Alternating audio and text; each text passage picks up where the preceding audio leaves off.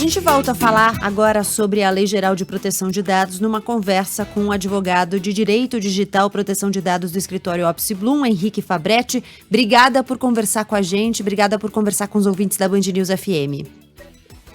Obrigado, Gabriela. Boa tarde a todos.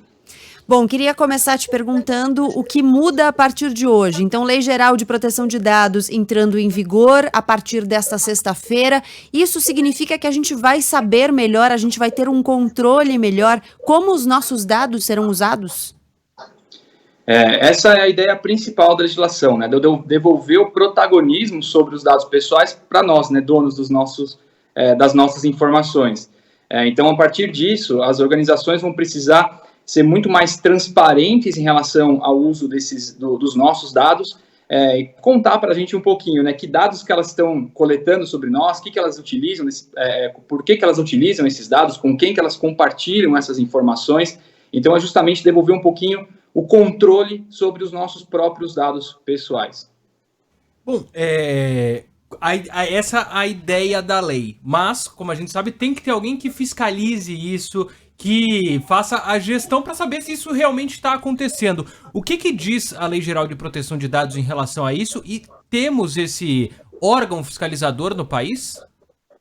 Perfeito, Sandro. Na verdade, no final do ano de 2018, quando a lei foi aprovada, se criou a Autoridade Nacional de Proteção de Dados, cujo principal objetivo é fiscalizar o cumprimento dessa legislação. Inclusive, trazer regulamentação sobre pontos da lei que hoje não são muito claros, e trazer também um contexto aí de uma conscientização, explicar para a população o que é essa Lei Geral de Proteção de Dados.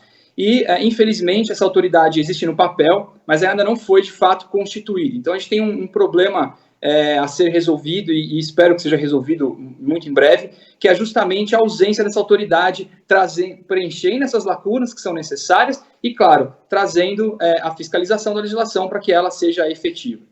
E uma dúvida, essa autoridade ela é ligada diretamente ao governo federal? Hoje, a Autoridade Nacional de Proteção de Dados está ligada ao Poder Executivo, diretamente à Presidência da República.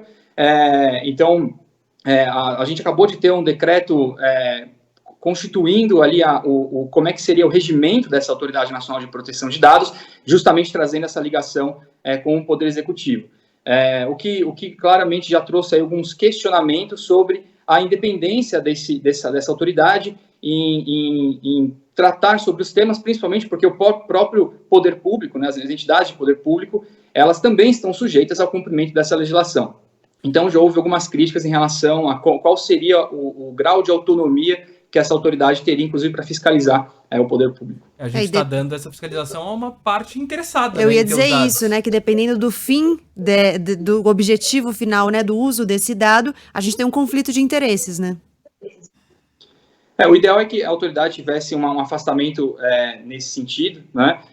Mas não é esse o ponto que invalida de todo a Autoridade Nacional de Proteção de Dados. Acho que nesse momento o que é o mais importante é que a autoridade seja constituída, principalmente para trazer um esclarecimento sobre essas lacunas que nós temos na legislação hoje, regulamentar diversos pontos da lei, para trazer um pouco mais de segurança jurídica para as organizações que estão se adequando, que estão se regularizando para atenderem a Lei Geral de Proteção de Dados. Então, independentemente hoje de onde a gente vai estabelecer, onde que ela vai estar vinculada, essa autoridade, acho que o ponto mais urgente precisamos constituir a autoridade o quanto antes.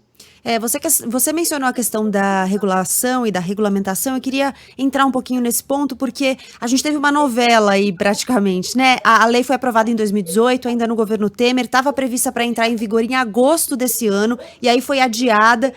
Na verdade, o presidente Jair Bolsonaro tinha pedido o adiamento para maio do ano que vem, né? Ficou para agora. Enfim, e agora está entrando em vigor sem a regulação de vários desses pontos. Que expectativa a gente pode ter sobre esses vácuos que vão ficar, já que não há uma regulação? Olha, esse ponto realmente é muito crítico. Vou trazer um exemplo aqui de um desses itens que carecem de regulação e que trazem uma série de dúvidas, que é um ponto hoje corriqueiro para a grande maioria das organizações, que é a transferência internacional de dados, né? Hoje, da maneira como a legislação está posta, nós temos poucos mecanismos que permitem o compartilhamento de dados para fora do país.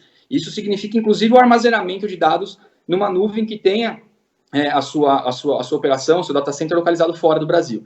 Então, nós precisaríamos da autoridade trazendo os mecanismos que estão listados na legislação para permitir esse compartilhamento de dados para fora do país. Então, a ausência dessa autoridade pode trazer alguns riscos, como, por exemplo, a judicialização desses itens que estão em aberto, né? Que é levar essa discussão para o judiciário para tentar dirimir essas lacunas, né? O que, obviamente, não é positivo para essa legislação, não é positivo para nós, titulares de dados, e muito menos para as organizações que tratam dados pessoais, né? Portanto, a gente tem hoje uma grande segurança jurídica com a ausência dessa autoridade. E se tenta, obviamente, buscar boas práticas fora do Brasil em relação a como cumprir, como preencher essas lacunas, mas isso é longe de ser ideal. Afinal de contas, a gente tem que entender, trazer as próprias interpretações aqui para a legislação, nossas próprias interpretações para a legislação brasileira, para como nós vamos cumpri-la corretamente.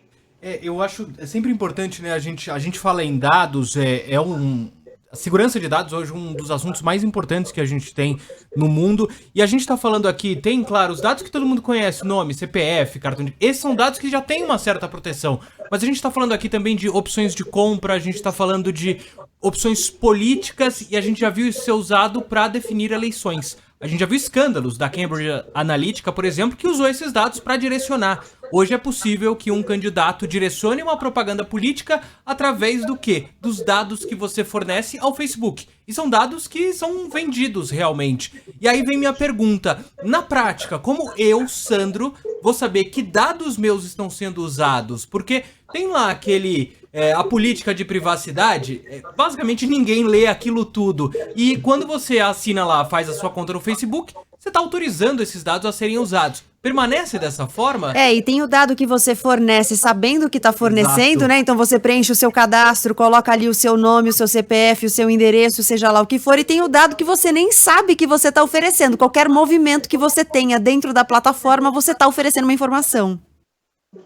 Sim, na verdade, bom, primeiro que a nossa legislação usa um conceito moderno de dado pessoal, que é um conceito expansionista, como você bem colocou, Sandra, não é só o nome, o CPF, que é considerado dado pessoal aos olhos da lei. Qualquer informação que possibilita a identificação de um indivíduo, que eu posso vincular aquele indivíduo, é considerado um dado pessoal. Como você bem colocou, o perfil de consumo, tendências políticas relacionadas à minha pessoa, podem ser considerados dados pessoais. E aí, esse ponto da política de privacidade, com certeza, é um ponto muito crítico, posto que a transparência é um pilar fundamental para a gente entender o que está sendo feito com os nossos dados e poder ganhar um pouco, e poder reaver o controle sobre esses dados, né? Então, a nossa legislação, ela traz um ponto sobre transparência, que essas políticas de privacidade que a gente encontra normalmente nos sites das organizações, elas têm que ser claras, elas têm que ser acessíveis ao público que acessa aquele tipo de informação. A gente já começa a ver uma mudança, ainda tímida, né? Mas a gente já começa a ver uma mudança em a gente tentar trazer essas informações de maneira mais palatável, mais acessível para o público em geral. Então, tirando o juridiquês, tirando aquela forma que hoje a gente olha, parece mais um contrato, né, do que um aviso de privacidade, do que uma maneira de tentar, de fato, te contar o que está acontecendo com a sua informação, isso vai ter que mudar de acordo com a nossa legislação. E um ponto que vem modernizando, inclusive, esse método de transparência é transformar esses avisos, essas políticas muito maçantes para ler, vamos dizer assim, em conceitos mais visuais, né? O legal design, por exemplo, é uma metodologia que hoje se utiliza muito para transformar toda essa sopa de letrinhas aí, esse monte de palavras que às vezes dificilmente você consegue entender o que elas querem dizer, em elementos visuais, em fotos, em ícones, para justamente tentar melhorar a transparência, facilitar o acesso à informação para quem tem os seus dados pessoais sendo processados, sendo tratados pelas organizações. Bom, infelizmente o nosso tempo acabou, a gente queria ficar mais um tempão aqui falando disso, inclusive essa é uma discussão que Sandro e eu temos recorrentemente, né, se a privacidade existe ainda, se ela é possível, se ela é viável. Que é hoje uma falácia já, a privacidade para 100% acabou pra mim. A gente queria muito ficar mais conversando aqui com você, mas nosso tempo acabou. Eu queria muito agradecer a participação do advogado de Direito Digital, Proteção de Dados do escritório Opsi Blum, Henrique Fabretti. Muito obrigada pela sua gentileza de conversar com a gente, pelo seu tempo e pela sua disponibilidade. Obrigado a você, obrigado, Gabriel, obrigado, Sam. Boa tarde a todos.